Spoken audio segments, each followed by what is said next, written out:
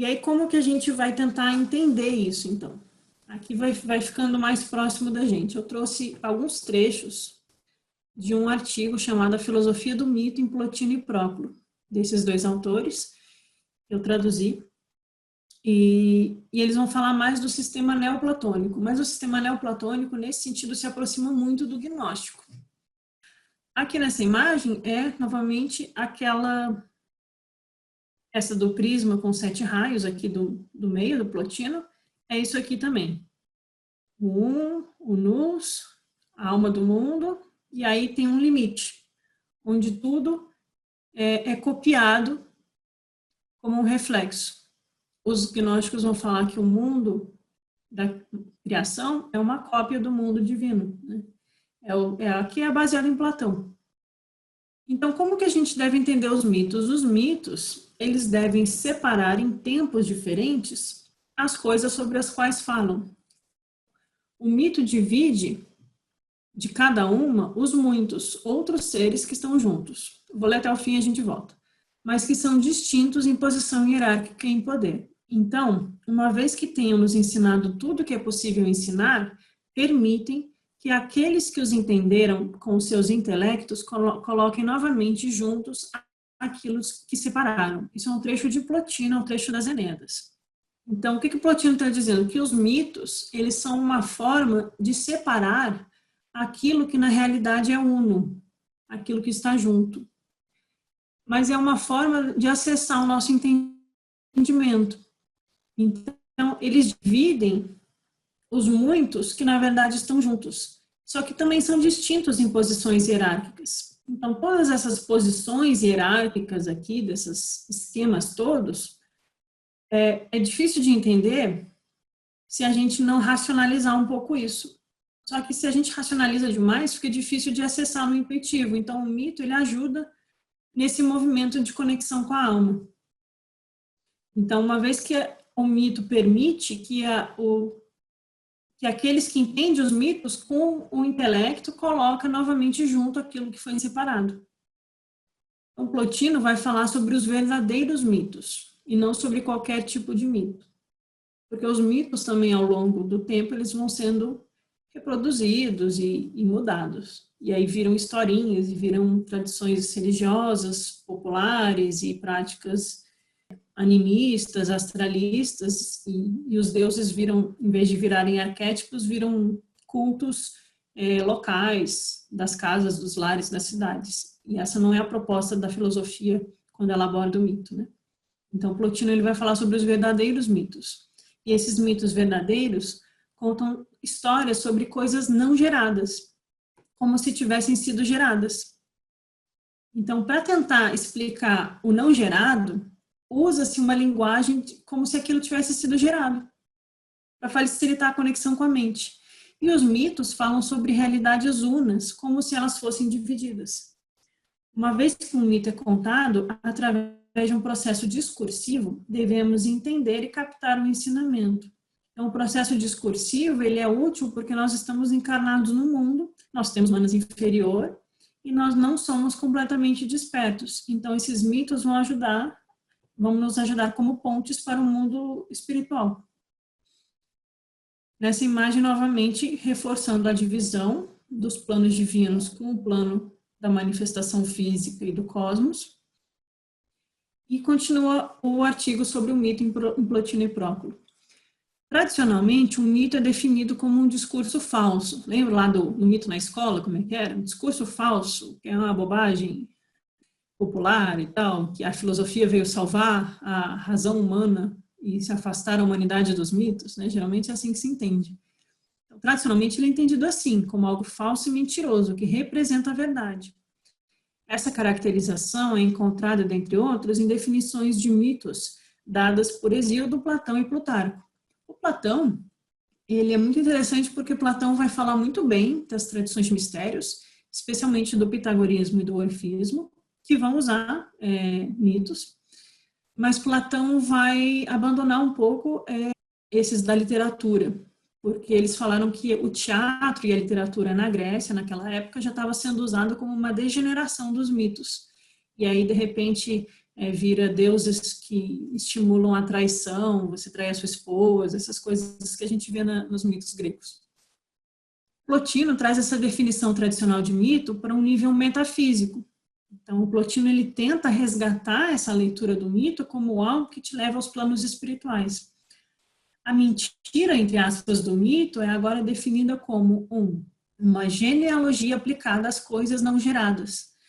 Aqui nessa imagem, as coisas não geradas seria esse monte de anjinhos aqui, essas carinhas. E 2, o mito é usado como uma divisão aplicada a coisas unidas. Então, para tentar explicar o que é praticamente inexplicável, porque diz respeito à mente sutil e ao plano noético, a gente usa o mito. Os mitos são usados pelo filósofo para, separar o processo metafísico em tempos diferentes. Então, por isso eles parecem uma historinha, onde as coisas vão acontecendo cronologicamente. E 2, o filósofo usa o mito para dividir os seres inteligíveis que estão juntos, mas que são diferentes em relação à sua posição hierárquica, a sua taxis e o seu poder metafísico, dinamis. Porque nesses esquemas todos, e nisso inclui aquelas primeiras palavras de Jesus lá em Sofia que eu li, tem muitos poderes, e cada um tem um grau hierárquico, e ele deve ser compreendido dentro da sua esfera de atuação para que a gente possa galgar a ascensão espiritual, a escada em cada um de seus degraus. Então, o mago, o teurgo, o filósofo que mergulha na compreensão clara desses mitos, ele vai compreender também essas hierarquias celestes. Cada geração, do ao intelecto, intelecto aqui é o divino, tá? E do intelecto à alma, não é temporal essa geração. Essas coisas, diz Plotino, sempre foram engendradas e sempre serão. Como veremos, Plotino, para explicar seus próprios ensinamentos filosóficos, está seguindo os mesmos princípios metodológicos para dar uma definição de mitos como um discurso falso, mas que representa a verdade. Então, o mito é um espelho da verdade. E olha interessante, ele está trazendo aqui a ideia de que essa ideia temporal do mito, na verdade, representam coisas que foram engendradas e sempre serão. Percebem que há uma cadência cíclica nesse pensamento, assim como a gente tem os ciclos na doutrina secreta, assim como a gente leu lá em Isis Sem Véu, quando Blavatsky se referia a João Batista e Jesus nos essênios, e os essênios como vindo dos pitagóricos. Ela diz assim, Jesus e João Batista, assim como o mestre da retidão, eles entendiam o caráter cíclico da vida. E que esse tal de juízo final, que foi entendido literalmente de forma errada pelos cristãos depois, na verdade não era isso que Jesus estava falando. Ele estava falando desses grandes ciclos da humanidade. Esses ciclos vão ser trazidos, então, pelo Jesus esotérico, pelos essênios, pelos pitagóricos, pela doutrina secreta e por Plotino no neoplatonismo. Então, os gnósticos também vão ser um desses que tentam trazer esse ensinamento sobre os ciclos de manifestação do cosmos. Próclo, então a gente tem Plotino lá por volta do ano 200 e pouco. Próclo vai ser 200 anos depois, ele é do ano 400 e pouco. Eu estou citando muito Plotino e Próclo, não é só porque eu pessoalmente gosto muito deles, mas eu percebo que a Blavatsky também cita muito eles. Quando a gente vai lendo os textos da Blavatsky, a gente consegue fazer um mapa de quem são os mestres que ela respeita, de quem são os filósofos que ela mais cita, quais são os textos que ela mais enfatiza, e isso é um mapa espiritual para a gente buscar as verdades nessas tradições. Quando ela cita muito um filósofo, a gente sabe, aí tem coisa. Então, tanto na doutrina secreta, em Isis Sem Véu e nos Collected Writings, ela usa muito ensinamentos do Próclo para explicar questões espirituais sobre o que é intuição, o que é mana superior, quais são os níveis da manifestação geológica do cosmos. Ela vai usar Plotino para justificar a escolha da palavra teosofia, que ela diz que foi por Amânio Sacas na escola eclética. Então, trazer também como o Próclo e Plotino enxergam esses ensinamentos espirituais e mitológicos nos ajuda também a se aproximar de quem foram esses mestres e as tradições que eles representam. E eles estão muito próximos à tradição dos gnósticos. Então, fechando parênteses sobre o Próclo, que eu achei necessário, vamos continuar aqui no texto.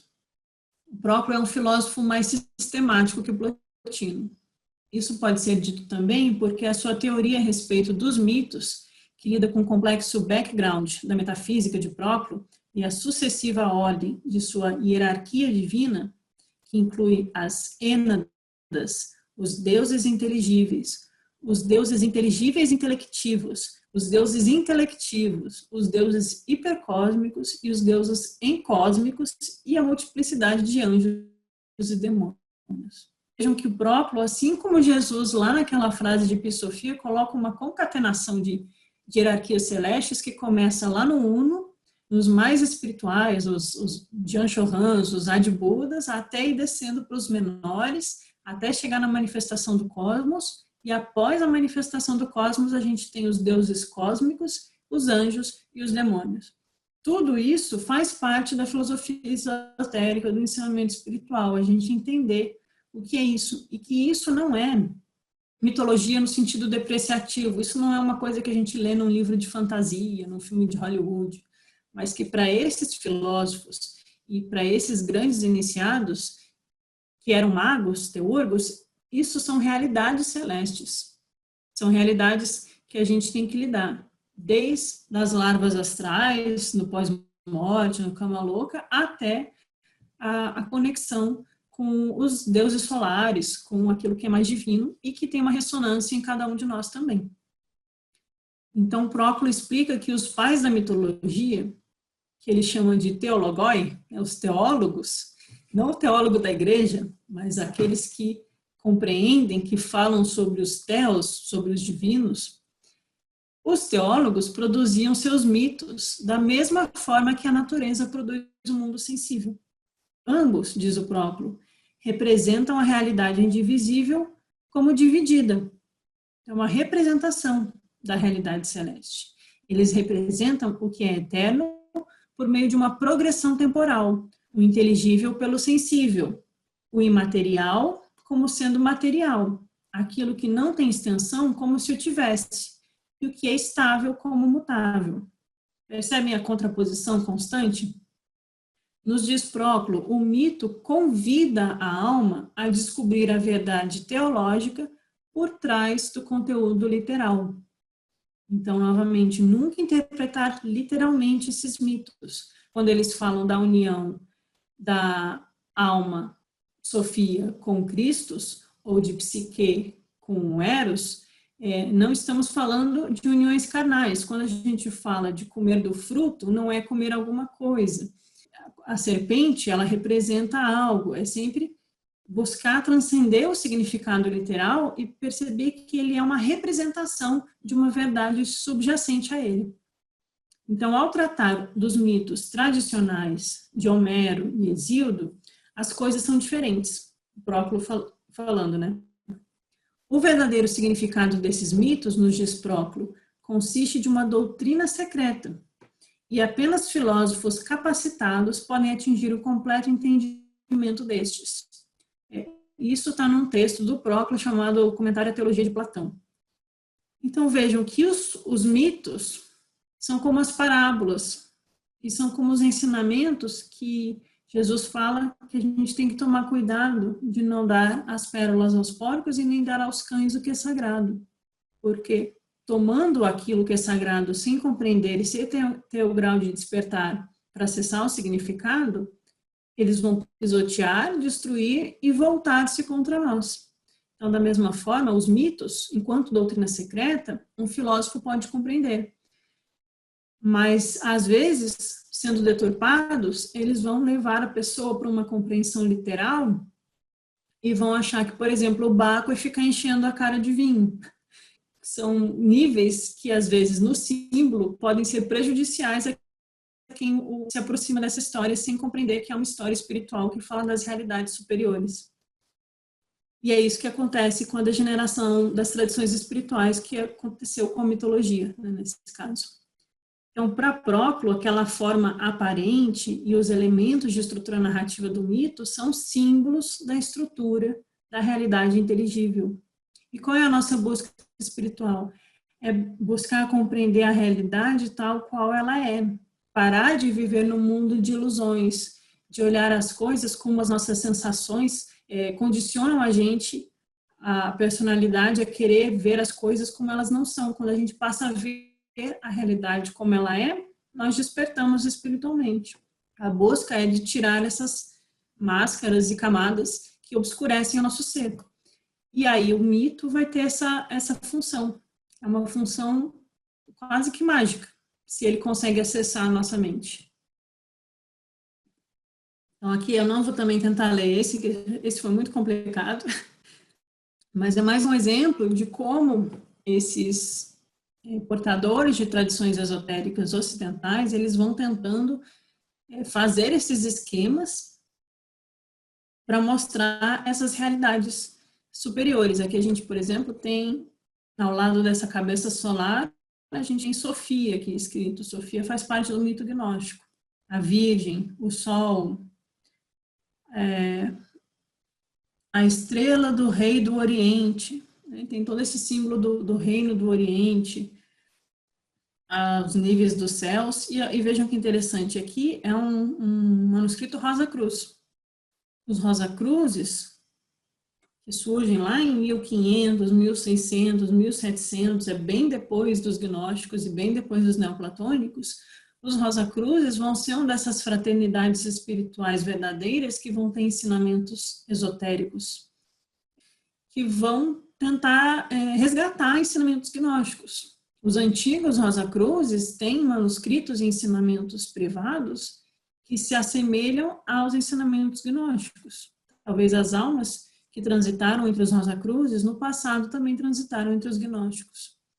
E os Rosa Cruzes vão resgatar essa figura da Sofia divina, que vai ser uma personagem muito importante no gnosticismo. Sofia é a sabedoria, mas ela também é a alma que cai na matéria como a mônada da doutrina secreta, né? A mônada que tem que cair e passar por todos os reinos, desde o mineral, vegetal, animal, até se tornar ser humano e despertar pelas iniciações até atingir o adeptado e o budado, né, que a gente fala na teosofia.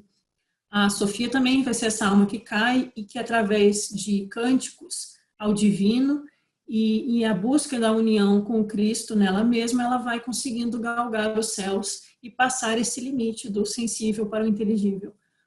Os Rosa Cruzes vão falar de Sofia e eles vão, às vezes, usar muito a imagem de Atena. Atena como a sabedoria. A Atena, a Sofia, é novamente um mito da mesma energia, a energia da sabedoria, da alma que busca a sabedoria. Então, eu trouxe isso só para exemplificar e a gente terminar de entender aqui o que o Próclo falava sobre os mitos. Para Próclo, o símbolo claramente caracteriza a natureza do discurso mítico tradicional e suas referências teológicas aos níveis mais altos da realidade. E aí, citando um texto do Próclo. Este modo de mitologia é antigo, que revela os princípios divinos por meio de dicas ocultas. Espalha muitos véus sobre a verdade e imita a natureza, que demonstra formas sensíveis, materiais e divisíveis, ao invés de seres inteligíveis, imateriais e indivisíveis, e que, dos seres verdadeiros, cria imagens e mentiras. Então, a mitologia, ela dá dicas ocultas, e coloca véu sobre a verdade. Então, ela fala sem dizer claramente, né? Ela faz uma referência, ela reflete uma verdade, mas aí a gente precisa fazer o esforço de, através da nossa alma e da nossa intuição, se aproximar dessa verdade. E aí, para Plotino, o mito parece ser apenas um instrumento. Plotino e Próclo vão ser um pouco diferentes, apesar de serem da chamada mesma escola neoplatônica, né? Eles têm, digamos, raios diferentes. O Plotino, ele é mais místico, ele é mais Bhakti Yoga, ele é mais devocional, ele é mais da contemplação e conexão com o Uno. O Próclo, ele gosta mais dessa taxonomia, desse entendimento das hierarquias, do ocultismo, da magia, da teurgia. Então, a gente encontra diferenças entre eles, mas eu acho que os dois se complementam enquanto neoplatônicos. Então, para Plotino, o mito, ele é um instrumento metafórico que traz uma elucidação filosófica com um propósito pedagógico. Então, o mito ele é útil para ensinar algo, como uma metáfora. E Proclo define o discurso mítico como uma expressão simbólica, enigmática, obscura e velada de verdades teológicas superiores. Proclo também relaciona claramente o mito aos mistérios e ritos teúrgicos. Como o meio termo entre a sensação e a intelecção, tempo e eternidade, e assim por diante, a função racional da alma é descrita por Plotino como um intelecto que divide, que em parte é diferente e em parte é similar ao intelecto universal. Eu não gosto da tradução intelecto aqui, tá? Intelecto é sempre, no neoplatonismo, quando está traduzido assim, é manas superior, é budimanas. O intelecto com I maiúsculo é budimanas, tá? Então, a função de mana superior é compreender o que na verdade é uno, é dividir o que na verdade está conectado em hierarquias diferentes, mas está tudo conectado à mesma verdade universal. E aí essa alma intelectiva, que é a alma racional de Platão, que é a alma espiritual dos gnósticos, ela vai, como o Budimanas desperta, se aproximando do Atma e se tornando cada vez mais espiritual na sua caminhada pelas iniciações. Então, quando a alma cria uma divisão, e aqui eu trouxe essa imagem para mostrar que tem muitas divisões possíveis nesses textos, quando a alma cria uma divisão feita pela alma, dentro do plano superior, do plano espiritual, então dentro do plano dos inteligíveis, que é a parte de cima do limite, a alma está criando divisões para fazer distinções e entender como é essa mente divina, né? Essa divisão feita pela alma é só uma imagem dessa eterna distinção feita pelo intelecto, pelo nous. E a intelecção da anterioridade e posterioridade é confuso, calma. E entre as coisas inteligíveis não é temporal, mas se refere às suas posições hierárquicas. Então, a compreensão do que veio antes, do que veio depois, e do que é divino, da mente divina, dos seres espirituais, inteligíveis, dos planos celestes, não são divisões temporais, mas posições hierárquicas, que dizem tanto respeito a seres macrocósmicos, como posições hierárquicas dentro dos níveis espirituais da nossa própria alma. O uso filosófico do mito pode ser relacionado ao processo dialético que expressa aquilo que é inteligível por meio de divisões do intelecto. Então, só para mostrar que o mito é usado filosoficamente para a gente acessar esses planos de mana superior. Como afirma Proclo, discursos, logoi, são imagens intelectivas. Então, os ensinamentos profundos são imagens, são representações daquilo que é oculto, que é esotérico, que é divino, que é imanifesto. Pois eles desvelam os inteligíveis. Então, como é muito difícil para a nossa mente acessar diretamente, esses ensinamentos vão desvelando para nós esses inteligíveis que estão juntos, e eles expressam e traduzem em partes o que não tem parte alguma. Mas por que devem os discursos ser dessa forma? Porque são produtos de almas humanas. A expressão discursiva, diz Proclo, é a principal característica da alma individual racional. Então, a gente vai usar o racional, a expressão, o discursivo, a divisão, os esquemas coloridos, com graus. A gente vai tentar entender. Mas quanto mais a gente conseguir fazer isso ser um reflexo direto do que é real, mais fácil para nossa alma conectar intuitivamente com o plano espiritual. O problema é quando a gente fica preso no esquema, no sisteminha, na tabelinha, e aí a gente fica só no racional. Então, o mito vai ajudar nisso, a gente conectar. Portanto, o Logos deve introduzir divisão, descontinuidade e fragmentação temporal, de modo a traduzir realidades eternas e unificadas ao nível das almas humanas. Então, aquilo que é eterno e uno e divino, ele é transmitido através do ensinamento que divide, descontinua e fragmenta temporariamente. Coloca começo, meio e fim. Mas a gente precisa entender que isso é só uma forma discursiva, simbólica. Então, longe de acreditar que as divisões discursivas do Logos são aplicáveis aos seres inteligíveis, tanto Plotino quanto Próclo claramente afirmam que essas divisões e separações temporais são nossa forma de expressar as realidades inteligíveis e que devemos captar e unir intelectualmente em Manas superior o que foi separado pelo discurso de Manas inferior, de modo a alcançar a referência ontológica, de modo a alcançar o ser real que habita em nós e no universo. Os mitos, Próclo diz, expressam as estruturas do mundo inteligível ao imitar a processão dos seres. A gente vai ver isso no texto gnóstico. A processão dos seres e sua manifestação numa forma visível e figurativa. A analogia entre mitos e logos é clara. Apesar de haver uma diferença maior no fato de que a dialética não usa nenhum tipo de ocultamento ou símbolos materiais, mas apenas conceitos filosóficos. Então, a dialética, que é a filosofia mais discursiva, ela não vai ficar usando tanto o simbólico, o oculto, o metafórico. O mito vai usar mais essas formas de expressão de linguagem. Mas elas são análogos, são só formas de acessar o divino. Isso foi trechinhos de um artigo muito maior chamado A Filosofia do Mito em Plotino e Próclo, que eu acho que ajuda a gente a acessar agora o mito gnóstico. Eu vou só dar um gostinho do mito gnóstico e vou deixar umas sugestões. Então, acessando o mito gnóstico, a gente vai entrar agora no Cosmogênesis gnóstico. Nessa imagem a gente tem, novamente, o limite.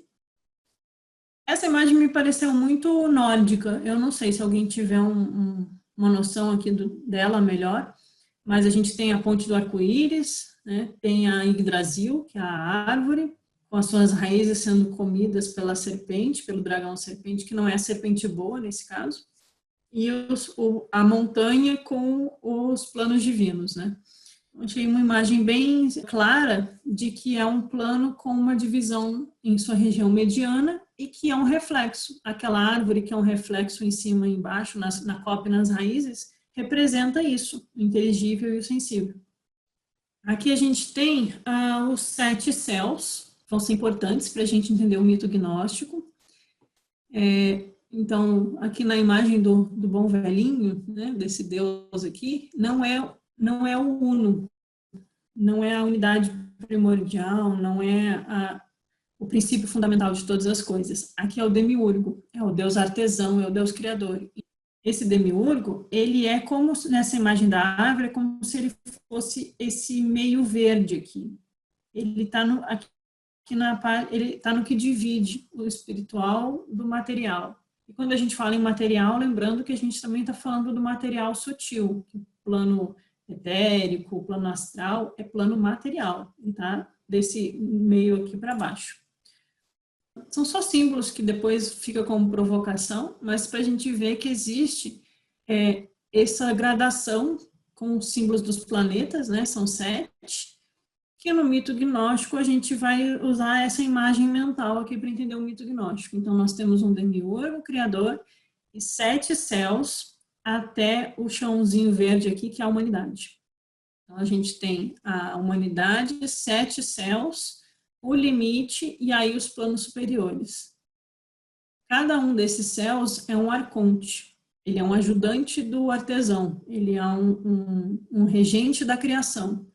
Eles ajudam na criação da nossa psique, da humanidade. Eles colaboram para o nosso aprisionamento na matéria. Tanto o Plotino quanto os gnósticos vão falar que a alma, ao cair na matéria, ela fica presa. Platão vai falar que a alma se esquece. E esses 7 níveis aqui vão representar 7 iniciações espirituais. São 7 degraus que a alma precisa ascender, enfrentando um a um esses arcontes. Aqui a gente já está falando do mito gnóstico, tá, gente?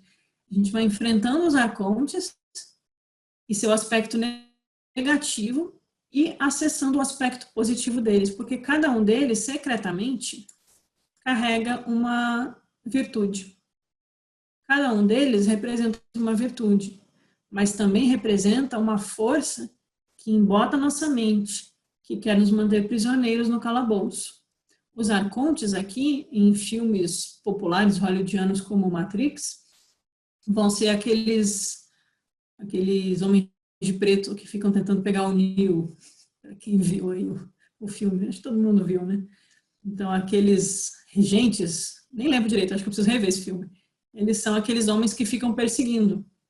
Eles precisam ser vencidos. A alma, no mito gnóstico, ela não é vítima de um pecado original. A humanidade não pecou, ela não desobedeceu Deus, ela desobedeceu o demiurgo, que é a ignorância que nos prende. Então, o gnóstico, ele não precisa ser perdoado, ele precisa se autolibertar. O gnóstico, ele precisa vencer o poder desses arcontes e subir para o plano divino. Então, eu peguei um trechinho de um texto de um autor sobre gnósticos, que ele diz o seguinte: nas escrituras gnósticas, o estrangeiro que veio e lutou no caminho através dos mundos e dividiu o firmamento, revelando a si que é o Logos, e em outras é o Cristo. Eu li mal isso. Os gnósticos aceitavam que o Cristo espiritual desceu e Jesus o representou. Então, o Cristo espiritual, que é o Logos, que seria essa luz amarela aqui nessa imagem do meio, mais ou menos, estou imaginando aqui só. Essa luz que desce ao mundo é o Cristo. E Jesus representou esse Cristo, porque Jesus passou por todos esses 7 céus, passou pelo demiurgo, venceu a ignorância que aprisiona a gente no mundo e se tornou como um Cristo. E ele é chamado de um estrangeiro, porque para o gnóstico, os despertos, os espirituais, os pneumáticos, eles são chamados de estrangeiros, porque nós estamos nesse mundo, mas nós não somos pertencentes a esse mundo. Nós não buscamos a riqueza, a fama e os prazeres desse mundo, porque compreendemos que existe um mundo além, que vale mais a pena, que é eterno e que é puro e que é divino. Então, o grande estrangeiro que vem dar a notícia e buscar e salvar as almas que estão presas no mundo é o Cristo. Tem um grupo gnóstico chamado Peratas, é um desses grupos antigos, e eles têm um texto que diz assim: eu sou a voz do despertar no éon da noite eterna. Cristo é a voz do despertar na noite escura da alma. E é disso que os gnósticos vão falar. E é isso que Jesus vai ensinar.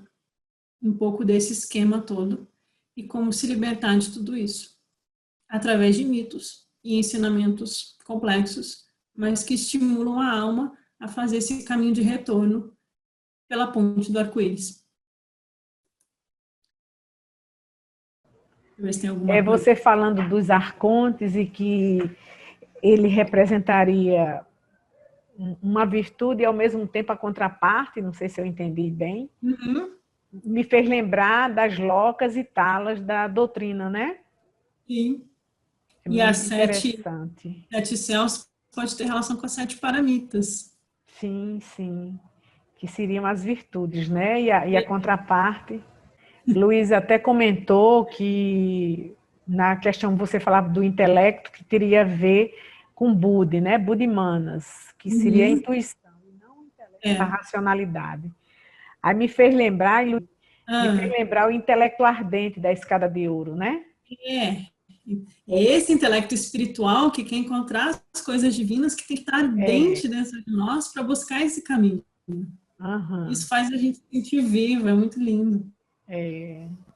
Que tem um artigo da Blavatsky nos Collected Writings que é sobre o que é intuição. E ele é muito bom. E ela baseia o artigo inteiro dela em Próclo. Justamente para explicar o que é esse intelecto superior. Sim. Esse intelecto ardente. Oi, Marcelo, você está aqui. Tá. Aquele esquema que aparece o eterno parent, e depois o pai e a mãe, né? Aquele é o dos gnósticos, aquele, né? É o mais... Um dos. Você vai entrar nele mais detalhadamente? Porque ali tem os elementos todos que a gente viu. Tem as águas ali, né? Tem. Eu quero, na semana que vem, eu vou começar um por um. Vou começar pelo primeiro, aí depois pelo segundo, para a gente poder entender, porque eu só jogar a imagem completa para vocês fica muita coisa.